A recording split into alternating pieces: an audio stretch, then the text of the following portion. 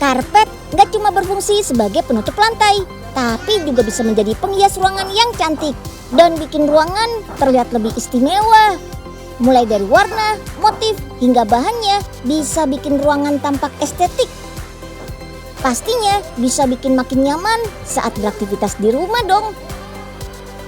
Karpet juga dapat dimanfaatkan sebagai hiasan dinding yang bisa memberikan nuansa baru pada ruangan. Zaman dulu, karpet justru lebih populer digunakan sebagai pajangan dinding atau untuk hiasan meja. Status sosial pun ditentukan dari karpet yang dimiliki.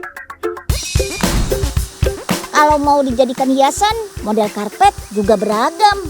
Gak selalu harus berbentuk kotak. Bentuk dan motifnya bisa disesuaikan dengan keinginan kita. Mau aneka macam karakter, kaligrafi, hingga foto juga bisa kok. Unik ya.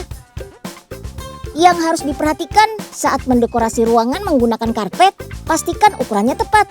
Jangan terlalu besar, apalagi terlalu kecil. Nah, biasanya karpet khusus hiasan dinding ini dibuat berdasarkan pesanan alias custom agar sesuai dengan kebutuhan pelanggan. Pabrik yang ada di daerah Bekasi, Jawa Barat ini merupakan salah satu pabrik karpet custom handmade yang dikenal karena kualitasnya hingga mancanegara. Wah, hebat! Unyil jadi ikutan bangga loh.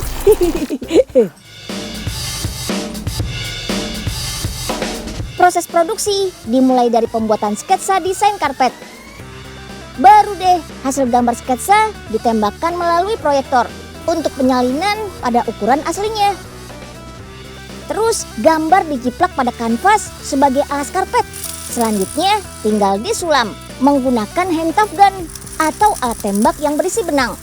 Alat yang bentuknya mirip bor ini diisi benang kemudian ditembakkan ke kanvas.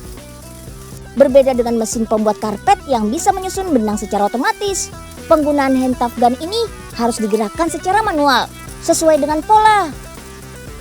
Butuh ketelitian dan keahlian khusus untuk bisa menembakkan benang sesuai motif. Bisa dibilang sih karpet yang dibuat dengan bantuan alat seperti ini disebut setengah handmade. Karpet yang diproduksi kebanyakan menggunakan benang wool supaya karpet lebih awet dan tahan lama. Karpet yang digunakan untuk hiasan dinding, ketebalannya berbeda dengan karpet untuk lantai ya. Sedikit lebih tipis agar nggak terlalu berat saat dipajang. Lihat cara nyulamnya, kayaknya sih mudah. Ternyata tetap butuh perhitungan. Meleset sedikit saja dari pola, motifnya bisa nggak sesuai. Bisa-bisa pengerjaannya harus diulang lagi deh. Kalau karpet sudah selesai diberi motif, proses selanjutnya adalah pemberian alas pada bagian belakang karpet atau disebut backing.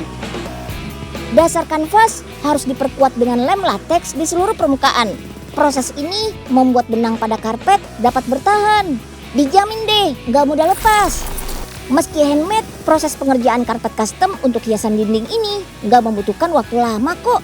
Sekitar 3 jam saja, karena ukurannya gak terlalu besar seperti karpet lantai.